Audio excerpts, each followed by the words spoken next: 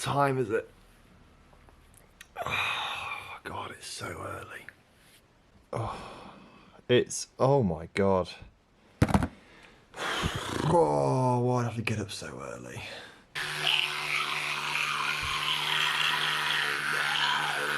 Basically, I've got a flight to catch. I've been asked by a club to interview for the manager role. They say I'm the only candidate though, so I don't really feel like it's an interview. But it's a club in Gibraltar. Want to talk to me? The view out of my plane window. Nice little view of what's going on. I'm not on a plane. It's a milk carton. Zoomed in the wrong way. I've just look how.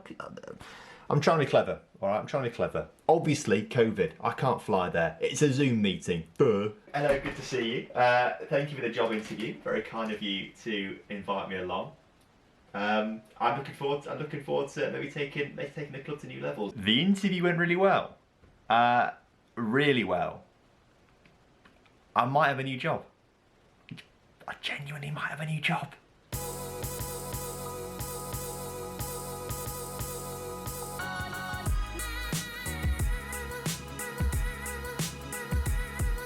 That introduction music is just so iconic. That introduction music, I can't get enough of it.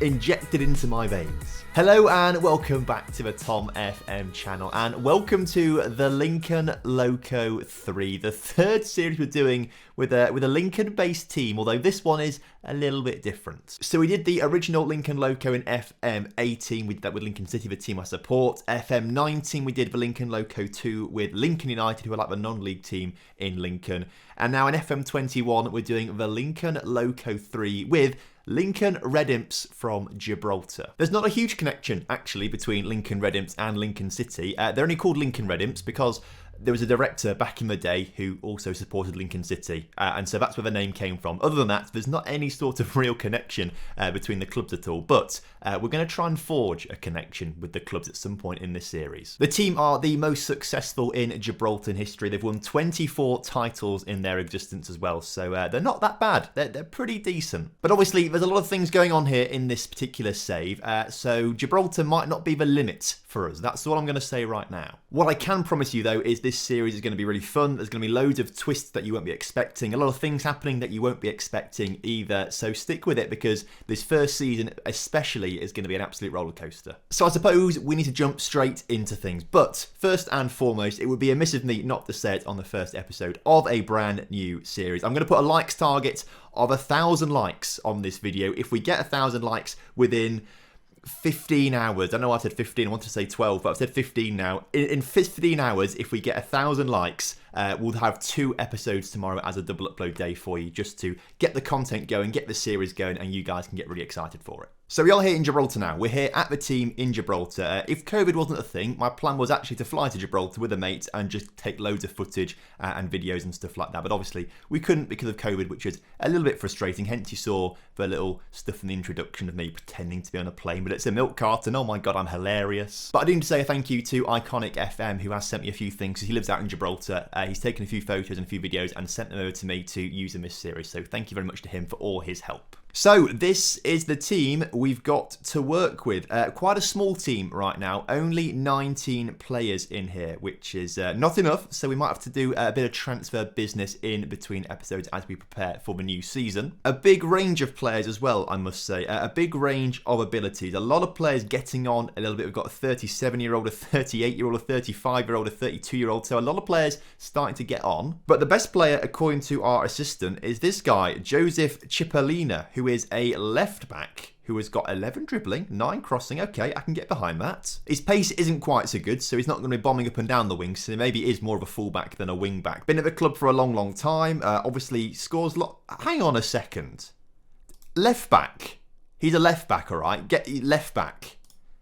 Where has he got these 16, 17, 13 goals from left back? I mean, potentially he was a winger then, and then as he's got older and slower, he just moved further back the pitch. But I'm telling you now, that is mental. Imagine if we do get 17 goals from him as our left back. I mean, wow.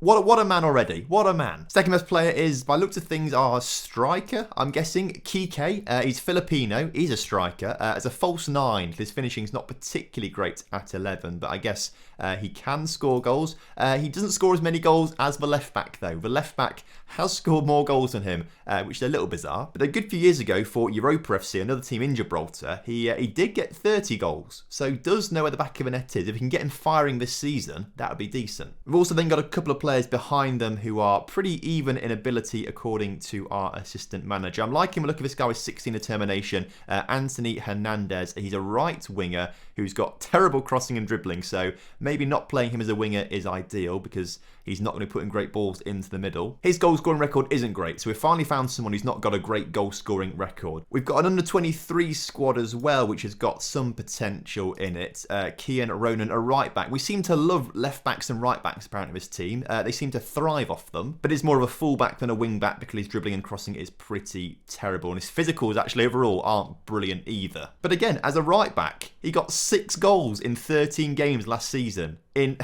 I don't get it. How is it that in this version of the game, how is it that in Gibraltar, right backs and left backs seem to be the most prolific goal scorers? I don't get it. I think we need to find a tactic where we just somehow exploit the left backs and right backs. Somehow we need to develop that. But enough of the team. Let's have a quick look at some of the board's expectations for this season. We need to reach the first qualifying round of the Europa League because Gibraltar do qualify for European competitions because Lincoln Red Imps are usually winning it. They're usually going to the Champions League, although I think in real life last season they didn't do quite so well. So they're only in the Europa League this season. But they want us to reach the first qualifying round, which I imagine we start off in. Oh no, we have to go in the preliminary round. So actually we've got to win a game first to then meet the target of getting to that first qualifying round. So that could be quite tricky actually. We need to reach the cup final as well, but there's no expectations for the league this season. Next season we need to win the league, but we'll have to see where we are next season for that to happen. And I suppose whilst we're here, we need to do the new job press conference. We've got 4 journalists here. Alex Gerch. We've got I've regretted saying these names already. It's Alex Greach, not Gerch. Obviously, I've got that wrong straight away. Alex Greach, Aidan Ullman, Johnny Robert, I can say that, and William Yeo. Let's get in there and let's see what they have to say. What are your initial thoughts on taking the Lincoln Gibraltar job? Well, it's a real honour. It's a real honour to be trusted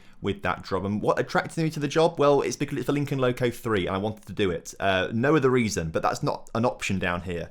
So I'll smile warmly and I'll say it's a massive club that would appeal to anyone. It's not, but I'll say that. Was there anything that gave you any reason to doubt whether this was the right job? No, because it's for Lincoln Loco 3. Again, like we've got to do it. It's basically part of my contractual terms with myself to make YouTube videos. I've got to keep promoting Lincoln because I've made a name for myself doing it now, so I've got to.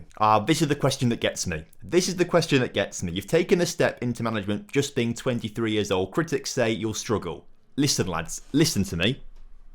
I won't struggle. Big fan of this new... I mean, we need to work out how to get it back on the right setting now. That looks about where it was. Got a new camera that I can zoom in and out, which is quite handy. Big fan of that. But what I will do is shake my head and say I disagree with whatever you're saying. Having spent the majority of your career in the lower reaches of the game, which I think is a bit harsh, I've just come from Tottenham. That's very harsh on Tottenham, William Yeo. Clearly you have no idea what I'm on about and what I can do. And what I can do is bottle the Premier League and the Champions League in the space of 2 episodes, so I'm very experienced at that. You arrive as the old manager leaves. Is there any pressure on you having to replace one of the club's most successful managers? No, because I will be more successful than him. Is there anything you want to say to the fans? Yes. Please don't kill me when I get all the names of the players wrong, because I will do lots of times. Where do you see this club heading long term? Probably winning something like La Liga. Although maybe I shouldn't have said that. Will I be keeping Roy Cipollina as captain? Well, if he can get 20 goals or whatever he gets stupidly from right back, oh, there's a different guy, Roy Cipollina. There's 2 Cipolinas at the club. Oh my goodness, amazing. So there's Roy Cipollina. And then there's Joseph Cipollina. Oh, I love this. Is he left-footed as well, Roy? He's the worst player in the club.